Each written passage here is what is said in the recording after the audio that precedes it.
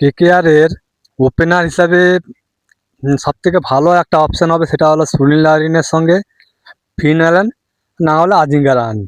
ঠিক আছে, আজিঙ্কা রাহানে ভালো ওপেনার ভালো করতে পারে। ঠিক আছে, এই টুইটা সবথেকে ভালো হবে। 2 নম্বর 3 নম্বর তোমার ফিন অ্যালেনটা ঠিক আছে।